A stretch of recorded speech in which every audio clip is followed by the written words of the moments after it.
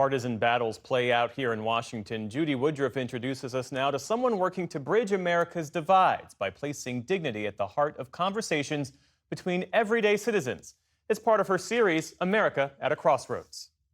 Americans are widely in agreement on one thing, and that is that we're much too divided to be productive, much too divided to be healthy, much too divided to be optimistic about the future. Tim Shriver is a longtime disability rights advocate. We don't ask for pity for our athletes. We ask for a change of heart from the world. Who for decades has led the International Special Olympics, an organization his mother, Eunice Kennedy Shriver, founded in 1968. His father, Sergeant Shriver, oversaw the creation of the Peace Corps, and his uncles, President John F. Kennedy and Senators Robert Kennedy and Ted Kennedy, were all iconic figures of the Democratic Party of earlier eras. Obsessed with this idea of, is there a gradient? But today, Shriver is focused on a pervasive problem that he argues goes beyond party politics, a problem he looks to ordinary Americans to help solve. We have a new issue, and that is how we treat each other. And if we don't solve that issue, I'm afraid, Judy, that the country will continue to find itself less happy, more lonely, and less effective at doing the things America's always been great at, which is leading the world with freedom and optimism and hope and practical idealism that makes things happen. This country's been through division. I mean, we've been Civil War a long time ago, Vietnam, our whole civil rights, the ongoing debates over race. What do you see today that makes you look at this question of how we treat each other? Well, I think there's a couple of factors that are new. The first is social media, especially for social media for our young people. Young people are picking up their phones and they're seeing it. He's disgusting, she's a jerk, what an idiot, and all the name calling and the relentless surround sound of contempt. It has a corrosive effect not just on our political debates, but on the mental health of our country and especially of our young people. I think the second thing that's different is the virulence of our disagreements in the past have been serious and painful and destructive. There's no question about that. But what we seem always to have had is this sense in which the American spirit would somehow get us through. Today, that optimism has receded. And now we're looking at a situation where people think the division is not just about a policy issue or about a cultural issue, but it's about us. We're in an us versus them country.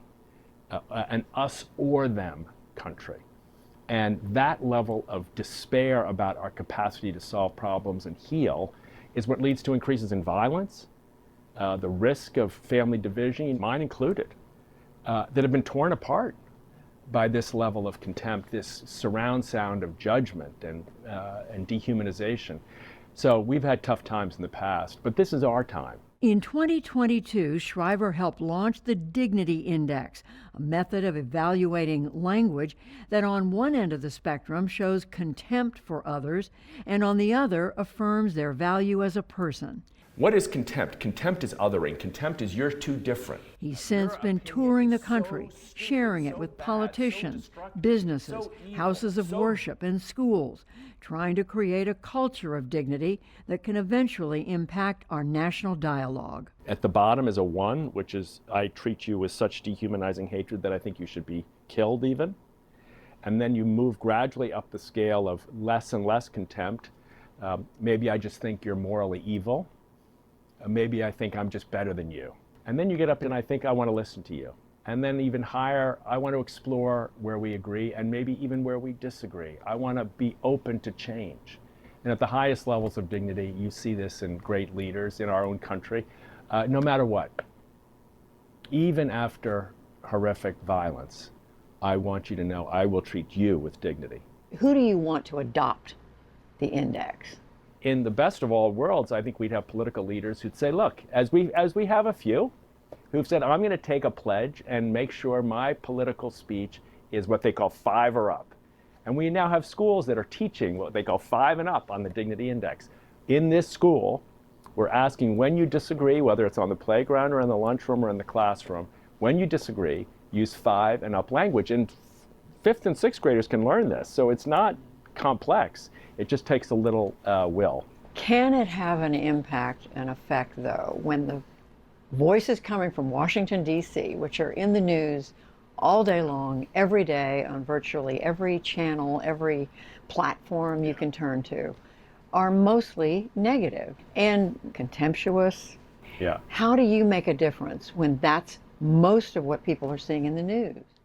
So look, it's a social change challenge. I'm not going to deny it would be a heck of a lot easier if we had political leaders who seized the moment. And I want to say, if a political leader is watching this, you can win by treating the other side with dignity. You will see your constituents, I believe, respond to this. We've seen this in spots. Look at Governor Shapiro, governor's mansion firebombed by someone motivated by political hatred, driven surely by political rhetoric. So here we have an attempt on the governor's life and his family, an attempt to destroy state property, but to destroy human life. And how does he respond? I want to continue to bring all faith traditions into the governor's residence.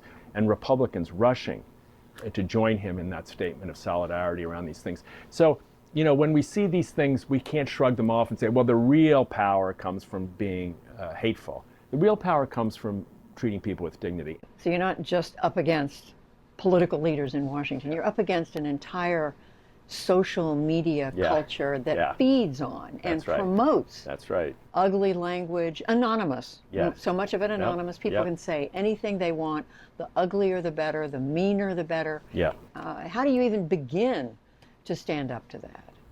I mean, Americans are free still, and we're free to choose.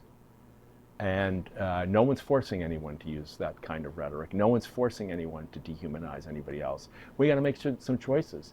And we got to invite people to recognize the severity of this challenge in this moment.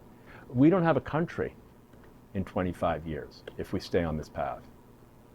Many people say we almost don't have a country already.